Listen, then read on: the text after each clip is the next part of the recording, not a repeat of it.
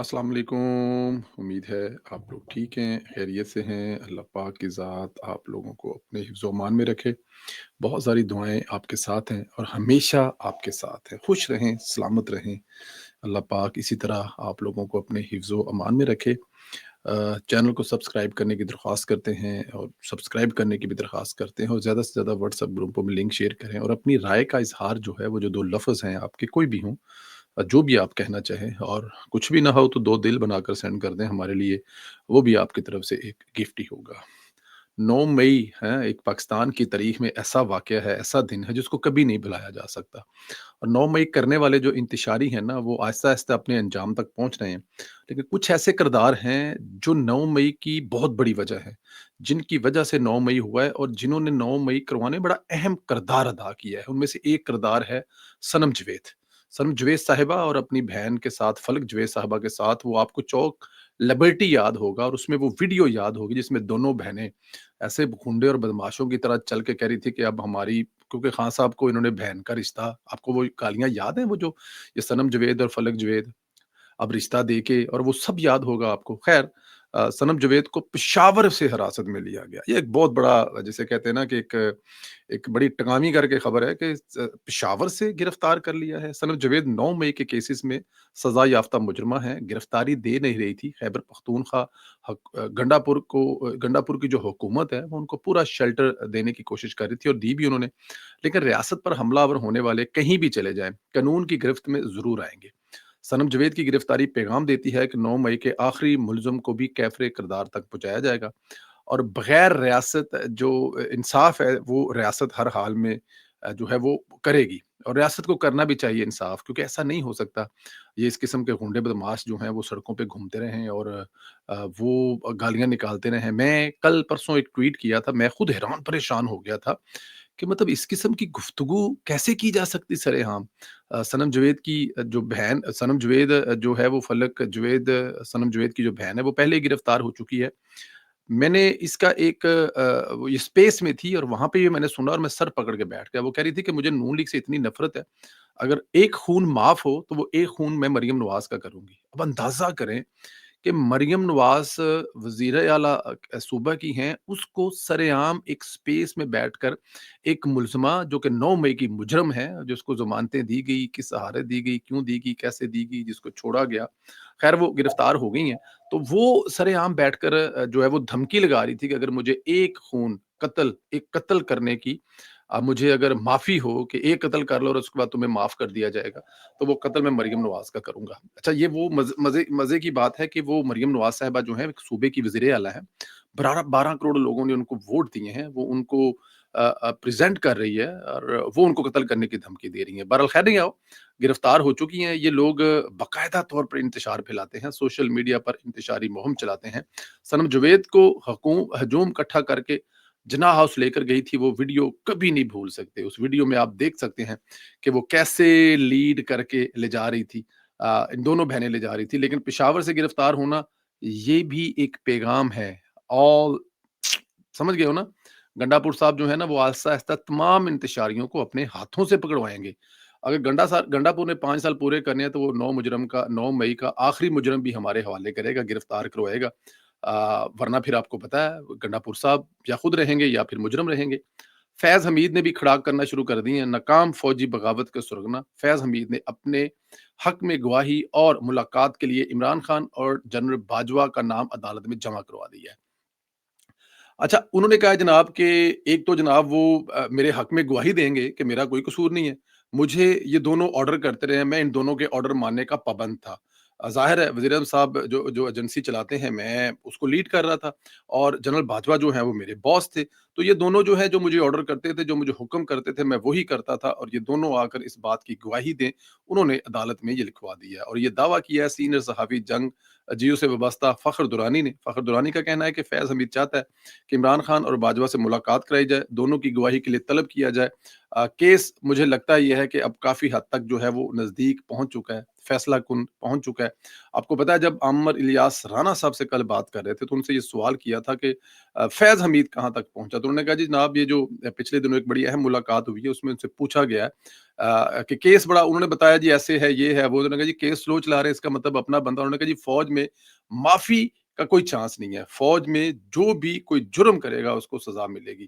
तो उससे मैसेज ये जाता है कि फैज़ हमीद साहब भी नेड़े लगे ने लेकिन क्योंकि वो याद है एयरपोर्ट पे 2 यार इकट्ठे जा रहे सन ਤੇ ਇੱਕ ਇਮੀਗ੍ਰੇਸ਼ਨ ਕ੍ਰਾਸ ਕਰ ਗਿਆ ਦੂਜਿਆਂ ਨੂੰ ਫੜ ਲਿਆ ਤੇ ਦੋਨਾਂ ਕੋਲ ਸੇਮ ਹੀ ਡਾਕੂਮੈਂਟ ਸਨ तो ਉਹਨੇ ਕਿਹਾ ਆਵਾਜ਼ ਮਾਰ ਕੇ ਜਿਹੜਾ ਉਹ ਕੰਜਰ ਜਾਣ ਡਿਆ ਇਹਨੂੰ ਵੀ ਸੱਦੋ ਇਹਦੇ ਪਾਸਪੋर्ट मेरे वर्गे ही जे तो उन्होंने अपने दूसरे साथी को भी पकड़ा दिया था तो मेरे ख्याल में अब फैज़ हमीद साहब जो है वो भी इस किस्म का ही कुछ इसी किस्म का मेरे ख्याल में सोच रहे हैं। इमरान खान के खिलाफ 9 मई जीएच केस का जो जेल ट्रायल है वो बहाल कर दिया गया और पंजाब हुकूमत ने जेल ट्रायल बहाली नोटिफिकेशन जारी कर दिया जिसके बाद जीएचक्यू हमला केस की जो समाअत है अडयाला जेल में कल होने के इम्कानात हैं। सुप्रीडेंट जेल अडयाला ने रावलपिंडी पुलिस से अजाफी सिक्योरिटी के लिए मरासला लिख दी है। याद रहे पंजाब हुकूमत ने 15 सितंबर को जीएच हमला केस ट्रायल मुलतकर कराने का नोटिफिकेशन जारी किया था। बानी पीटीआई इमरान खान को एटीसी रावलपिंडी वीडियो लिंक पर पेश किया गया था ताहम पंजाब हुकूमत में जेल ट्रायल मुंतकली का जो नोटिफिकेशन है वो वापस ले लिया गया है और अगर वो वापस ले लिया गया है तो अब इमरान खान साहब जो हैं वो अडयाला में उनकी जो पेशियां होंगी और इमरान खान साहब का ये जो केस कंटिन्यू करेगा मुझे लगता है कि यहाँ से भी इमरान खान साहब की जो है छुट्टी नहीं होने वाली। इमरान खान साहब यहाँ से खलासी इमरान खान साहब की यहाँ पर नहीं होने वाले। वज़ीर-ए-आज़म शहबाज शरीफ का कहना है कि पाकिस्तानी मईशत के हवाले से ब्लूमबर्ग की रिपोर्ट को अहम संग मील करार देते हुए तरक्की का ये सफ़र अब नहीं रुकेगा। पाकिस्तानी मईशत के हवाले से ब्लूमबर्ग की हालिया मुस्बत रिपोर्ट के खैर मुकदम करते हुए वज़ीर-ए-आज़म शहबाज शरीफ ने आलमी जरीदे की रिपोर्ट के मुताबिक पाकिस्तान के क्रेडिट डिफ़ॉल्ट स्वेप पर मुज़म्मर डिफ़ॉल्ट के इम्कानात 2200 पॉइंट्स की कमी हुई है कि पाकिस्तान जो है वो डिफ़ॉल्ट कर जाएगा। जो खान साहब हमें अक्सर कहानियाँ सुनाया करते थे कि पाकिस्तान श्रीलंका बनने जा रहा है, पाकिस्तान जो है वो पता नहीं क्या-क्या बनने जा रहा है। फिर जब वो जेल में थे, फिर हमें वो बांग्लादेश भी बना के देते रहे। फिर वो जब जेल में थे, तो वो उनके ज़हन में था चलो श्रीलंका नहीं बना, बांग्लादेश नहीं बना, तो कम से कम नेपाल तो बन ही जाएगा। लेकिन खान साहब को यहाँ पर भी नाकामी का सामना है क्योंकि 2200 पॉइंट्स की कमी हुई है। पाकिस्तान के सीडीएस की कीमत में नुमायाँ कमी हुई है और इस बात का अक्कासी है कि पाकिस्तान की मईशत आलमी सरमायाकारों के जो एतमाद है उसमें इजाफा हो रहा है। वज़ीर-ए-आज़म शहबाज शरीफ ने अपने बयान में कहा कि आलमी दर्जाबंदी में उभरती हुई मईशियत में इस वक्त तुर्किया के बाद पाकिस्तान दूसरा मुल्क है। ये हमारी मईशत के लिए बहुत अच्छी खबर है। इनका कहना था कि गुज़श्ता हुकूमत के इख्तिताम पर मुल्क डिफ़ॉल्ट के दहाने पर खड़ा था और ब्लूमबर्ग की ये रिपोर्ट हमारे लिए एक इंतहाई अहम संग मील है।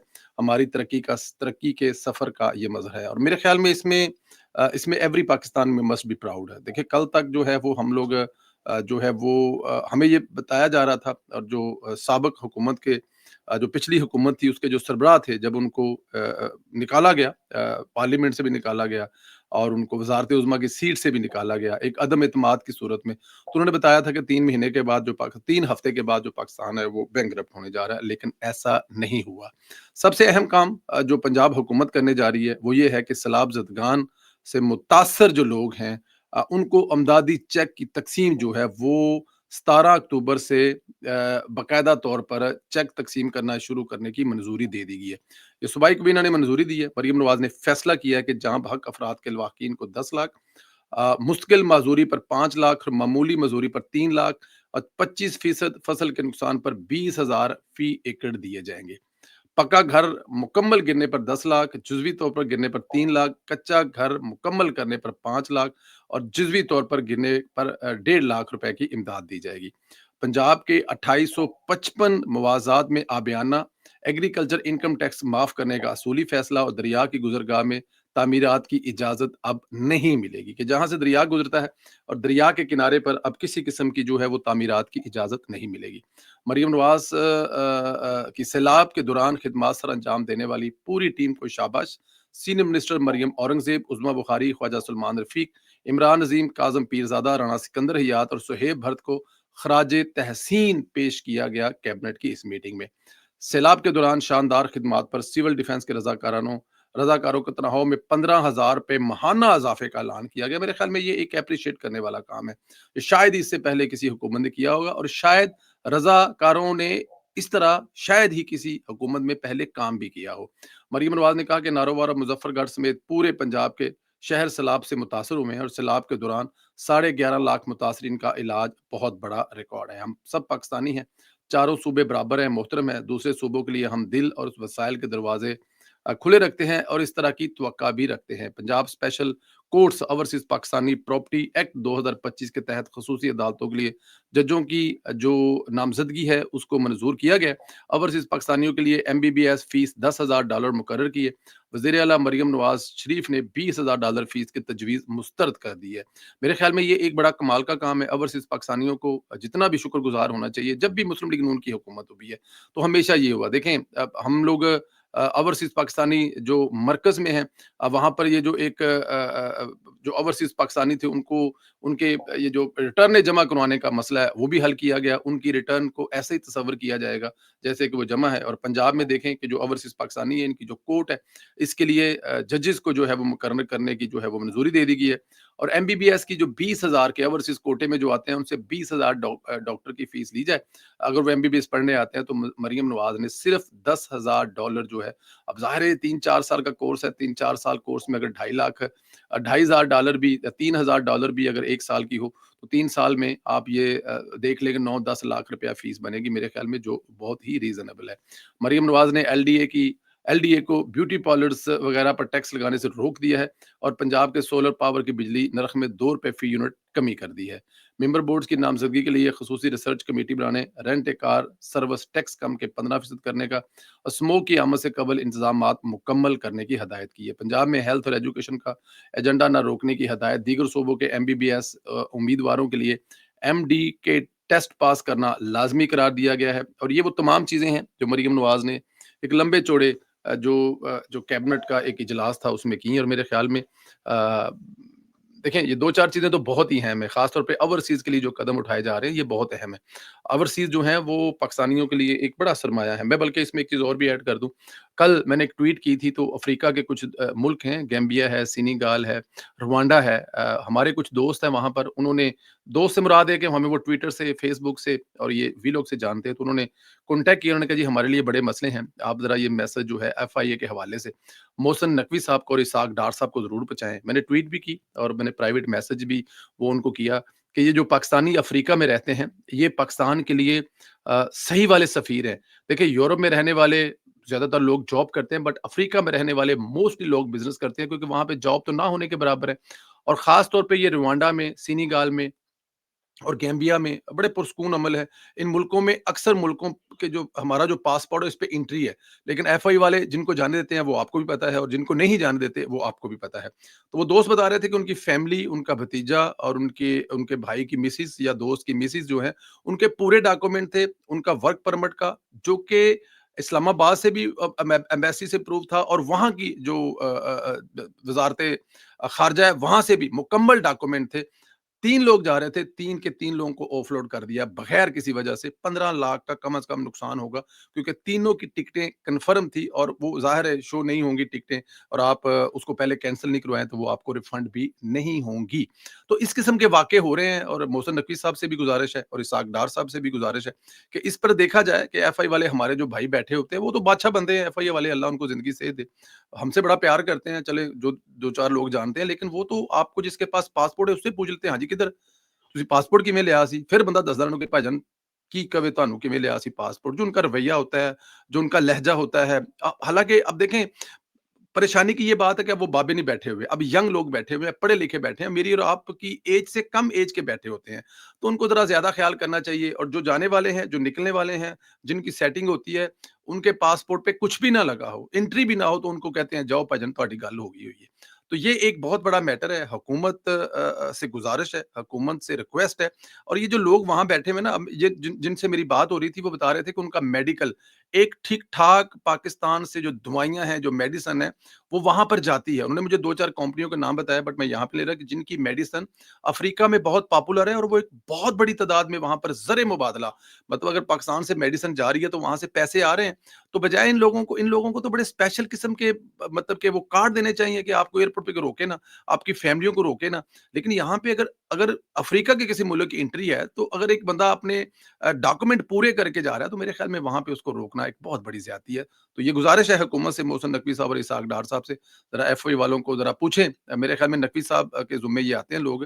ویسے تو یہ بڑے مطلب اچھے ہیں، اللہ ان کو زندگی صحت دے ایف او ای والے، لیکن جہاں پر اچھے نہیں ہیں وہ پوری دنیا کو پتہ ہے، تو مجھے تو خیر ان کی تعریف کرنے کی بالکل بھی ضرورت نہیں ہے، کہ وہ ایسے لوگوں کو جن کی ٹکٹیں کنفرم ہوں، جن کے ڈاکومنٹ مکمل ہوں، ان کو آپ روک لیں، اور جن سے آپ کی بات ہوئی ہو، یہ ایک بڑی نارمل بات ہے، جن سے آپ کی بات ہوئی ہو ان کو آپ کہیں جناب تو یہ ساڈے پرونے ہو، جدھر مرضی لنگ جاؤ۔ اللہ پاک آپ لوگوں کو اپنے حفظ و امان میں رکھے۔ دعائیں ہماری ہمیشہ کی طرح آپ کے ساتھ ہیں، خوش رہیں، سلامت رہیں، اس طرح ہنستے مسکراتے رہیں، بچوں پر آپ کا سایہ قائم رکھے۔ کمنٹس کرنا مت بھولیے، لائک اور سبسکرائب کریے، اور کمنٹس میں بتائیے کہ افریقہ جاتے ہوئے یا دنیا کے کسی دوسرے ملک جاتے ہوئے کسی دوست کے ساتھ اب اگر کوئی پرابلم ہوا ہے تو اس کے بارے میں ضرور لکھیے۔ بہت شکریہ، خدا حافظ۔